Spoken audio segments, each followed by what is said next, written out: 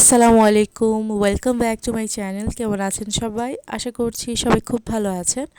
আমিও আলহামদুলিল্লাহ ভালো আছি। চলে এসেছি আরেকটি নতুন ব্লগ নিয়ে। সবাইকে রমাদান মোবারক। তো আজকে এই তো আপনাদের সাথে শেয়ার করছি। এই প্রথমেই আমার হাজবেন্ড কিছু টুকটাক সদাইপত্র নিয়ে এসেছে আর কি। প্রতিদিন রাত্রেবেলা আর কি এগুলো আর কি নিয়ে আসে আমার ছোটো মেয়ের জন্য। এখন যেহেতু রোজার মাস চলছে, ও তো ছোটো মানুষ, ওকে আসলে রোজা রাখতে দিই না। ও প্রথম একটা রোজা রেখেছিল, প্রথম রোজাটাই। তো যেহেতু আমরা সবাই রোজা রাখি, তো ও দেখা যায় একা ভাত খেতে চায় না, তো ওকে পাউরুটি তারপর হচ্ছে কেক টেক এগুলো খাওয়াতে হয়। তো সেই জন্য আমার হাজব্যান্ড প্রতিদিন রাতে এগুলো নিয়ে আসে। তো রাতের থেকে আর কি ব্লগটা শুরু করেছি। আর এই তো এখানে যে বাটিটা দেখতে পাচ্ছেন, এটা হচ্ছে আমার হাজব্যান্ড যে তারাবি পড়েছিল, সে তারাবির নামাজ শেষে এই চিকেন বিরিয়ানিটা দিয়েছে। তো সেটাও একটু শেয়ার করলাম। তো মাশাআল্লাহ, চিকেন বিরিয়ানিটা অনেক মজা হয়েছিল। আসলে এটা বিরিয়ানি না, চিকেন কাচ্চি রান্না করেছিল, সাথে আলুও ছিল। তো অনেক মজা হয়েছিল, সাথে একটা টিকা দিয়েছে।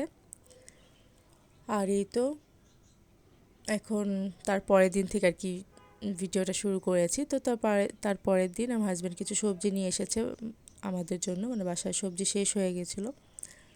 তো এখানে আছে কাঁচা আম, তারপর কহি, তারপর হচ্ছে সাজনা, ভেন্ডি, মানে আর কি ঢেঁড়স।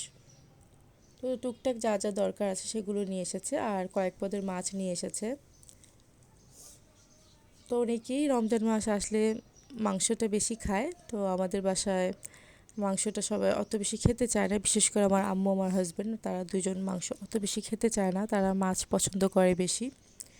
তো তাদের দুইজনের জন্য আর কি বিশেষ করে মাছটা আনা হয়।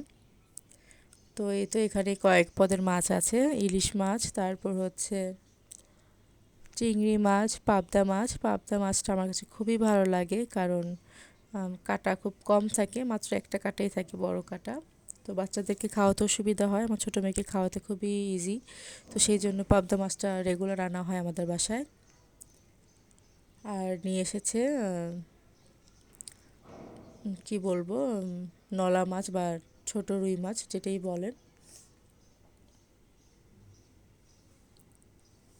তো এই তো আজকে টুকটাক বাজার সদাই। আর নিয়ে এসেছে করলা, আম্মু তো করলা খুব পছন্দ করে, তো সেই জন্য এই তো টুকটাক। আর রমজান মাস যেহেতু খাবার অত বেশি খাওয়া যায় না, দেখা যায় সবজি মাছ টাছ রয়ে যায়, তো অল্প অল্প করে রান্নাবান্না করতে হয়। তো অল্প অল্প করেই বাজার নিয়ে এসেছে আমার হাজব্যান্ড। আর আমার হাজব্যান্ড তো রমজান মাস আসলেই ওর ইফতারিতে যে পেঁয়াজুটা বানানো হয় সেই পেঁয়াজু দিয়ে ভাত খেয়ে ফেলে, সেহরিতে ও পেঁয়াজু দিয়ে ভাত খেতে খুব পছন্দ করে। তো এই তো।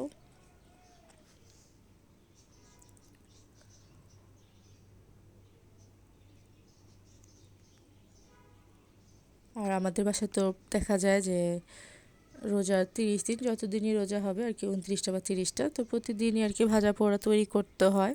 আমার হাজব্যান্ড ভাজা পোড়া খেতে খুবই পছন্দ করে।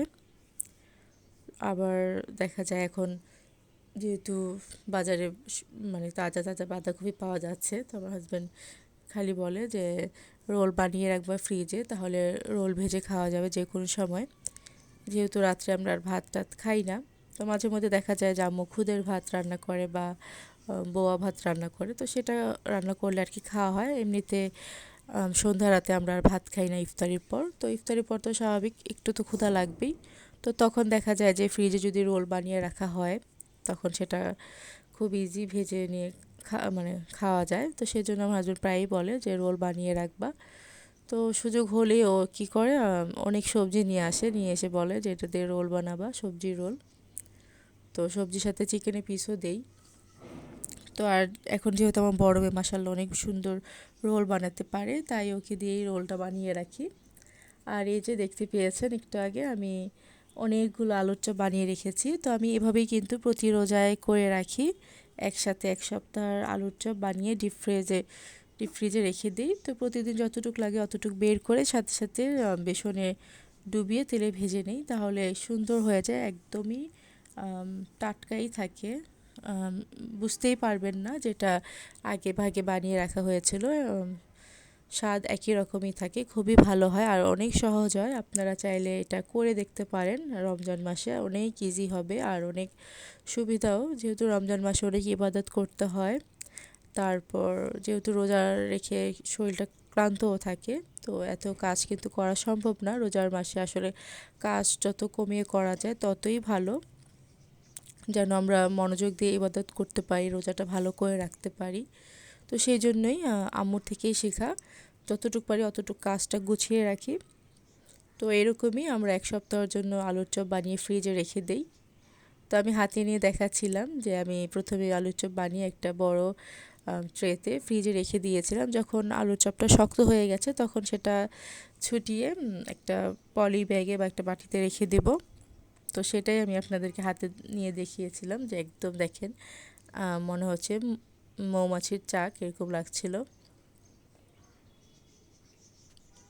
আর এই তো আম্মু এখন সবগুলো মাছ কেটে নিচ্ছে। তো যখনই বাজার থেকে মাছ নিয়ে আসা হয় আম্মুর সাথে সাথে মাছ কেটে ফেলে, যত রাতই হোক বা দিন হোক, যখনই নিয়ে আসে তখনই আম্মু কেটে ফেলে। এটা আম্মুর জন্য সুবিধা হয়, আম্মু কেটে নিয়ে সুন্দর করে ধুয়ে রাখে। তো রান্নার আগে আবারও ধুবে, একদম ধুয়ে রাখে না, মানে যতটুক করা যায় আর কি ততটুকুই। তো এই তো এখানে টাকি মাছও দেখতে পাচ্ছি, তো টাকি মাছও নিয়ে এসেছিলো। তো টাকি মাছটা এখনও খাওয়া হয়নি, এর মধ্যে আমরা পাবদা মাছ তারপর রুই মাছটা খেয়ে ফেলেছি। ইলিশ মাছ আর টাকি মাছটা এখনও খাওয়া হয়নি, তো ব্লগ শেয়ার করে দিলাম। তো সেদিন রাত্রে আবার আম্মু একটু খুদের ভাত রান্না করেছিল, তো আমার মেজো বোন হঠাৎ করে এসেছিল। আম্মু দেখে তো খুব খুশি যে আমি খুদের ভাত রান্না করেছি, তো তোমার কথা মনে করছিলাম। তো মেজো বোনকে বললাম যে আমার দুলাভাইকেও যেন ফোন দিয়ে আসতে বলে, তো যেহেতু ওদেরকে নিতেই আসবে, তো মেজো বোনের হাজব্যান্ডও এসেছে, তাকেও খাইয়ে দিলাম খুদের ভাত, যেহেতু খুদের ভাত আমরা সবাই খুব পছন্দ করি। আর এই যে আবার আমার মেয়ে রোল বানাচ্ছে। তো আজকের ব্লগটি পর্যন্তই, সবাই ভালো থাকবেন, আল্লাহ হাফিজ।